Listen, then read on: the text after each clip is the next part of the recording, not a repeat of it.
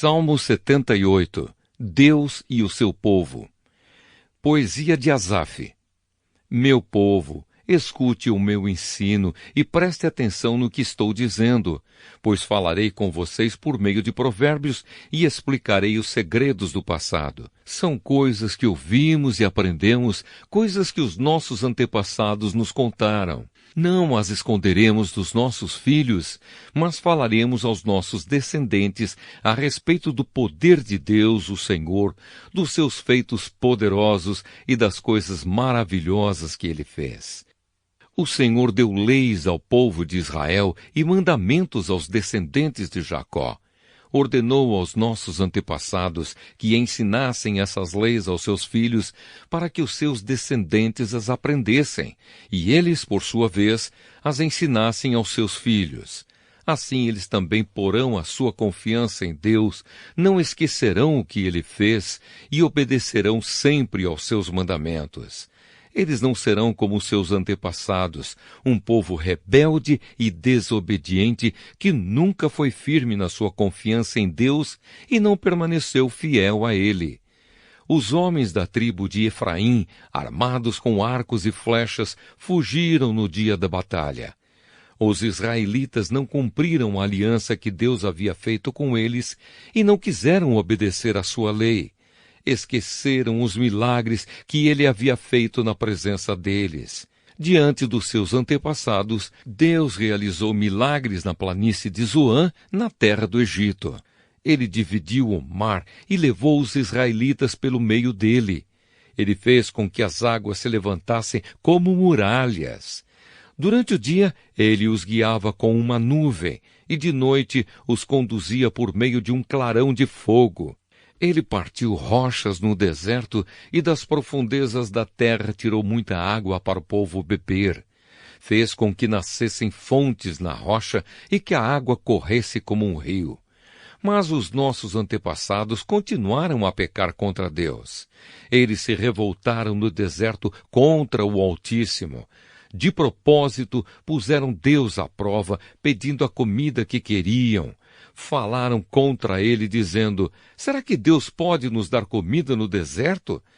É verdade que ele partiu a rocha e que a água começou a correr como um rio. Mas será que ele pode nos dar pão? Será que pode fornecer carne para o seu povo?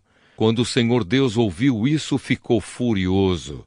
Ele atacou o seu povo com fogo e a sua ira contra eles aumentou, porque não confiaram nele e não acreditaram que ele os poderia salvar. Porém Deus deu ordem ao céu lá em cima e mandou que as suas portas se abrissem.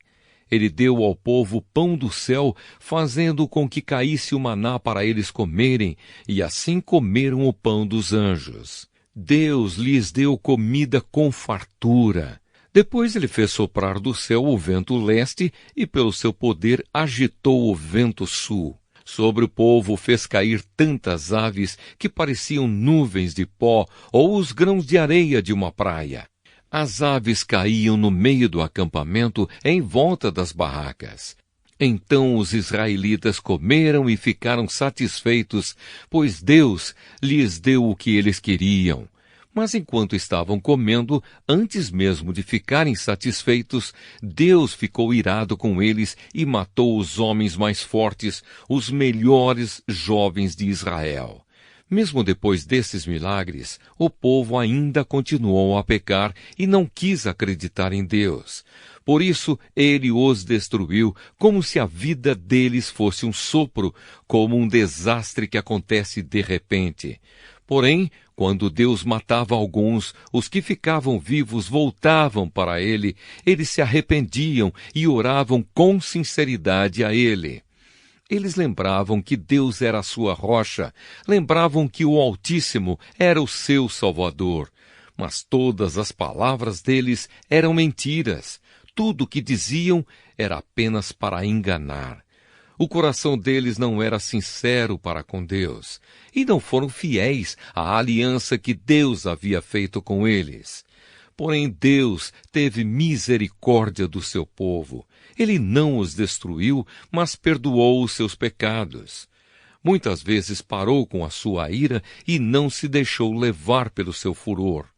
Lembrou que eles eram mortais, eram como um vento que passa e não volta mais. Quantas vezes se revoltaram contra Deus no deserto? Quantas vezes o fizeram ficar triste? Repetidas vezes o puseram à prova e entristeceram o santo Deus de Israel. Eles esqueceram o seu grande poder e o dia em que ele os tinha salvado dos seus inimigos.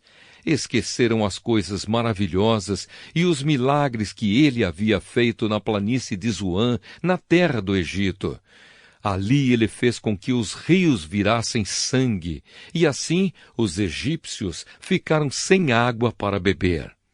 Mandou moscas para os atormentarem, e rãs que estragaram os seus campos. Também mandou gafanhotos para comerem as suas colheitas e destruírem as suas plantações.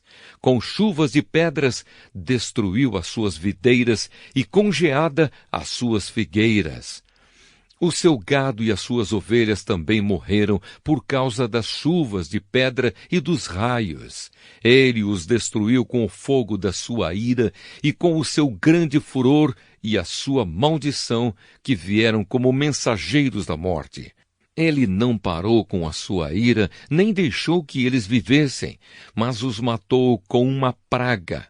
Em cada casa, na terra do Egito, Deus matou o filho mais velho. Depois, como pastor, Deus conduziu o povo de Israel para fora do Egito e o guiou pelo deserto. Ele os guiou com segurança e eles não tiveram medo. Mas os seus inimigos foram cobertos pelo mar. Deus levou os israelitas para a terra santa dele, para as montanhas que ele mesmo conquistou. Ele expulsou os moradores daquelas terras enquanto seu povo avançava. Repartiu as terras entre as tribos de Israel e deixou que os israelitas morassem nas casas dos seus antigos moradores. Mas os israelitas se revoltaram contra o Deus Altíssimo e o puseram à prova. Não obedeceram aos seus mandamentos e foram desleais e rebeldes como seus pais, traiçoeiros como flechas atiradas com um arco defeituoso. Eles o irritaram com os seus altares pagãos e com os seus ídolos fizeram com que ele ficasse enciumado. Quando Deus viu isso, ficou irado e rejeitou completamente o seu povo. Ele abandonou a sua tenda sagrada que estava em Siló, a casa onde ele havia morado entre os seres humanos. Deus deixou que os inimigos tomassem a arca da aliança, que representava o seu poder e a sua glória.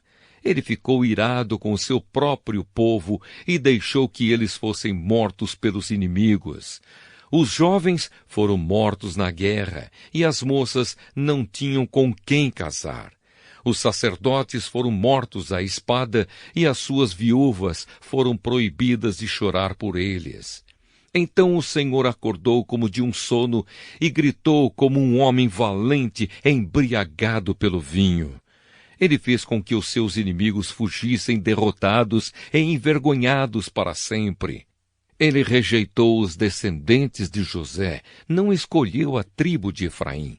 Pelo contrário, escolheu a tribo de Judá, o Monte Sião, que ele tanto ama. Ele construiu o seu templo parecido com a sua casa no céu e o fez firme como a terra, que está segura para sempre. Então Deus escolheu o seu servo Davi, ele o tirou do curral de ovelhas quando ainda pastoreava o rebanho. Ele o pôs como rei de Israel, como pastor do povo de Deus. Davi cuidou deles com dedicação e os dirigiu com sabedoria.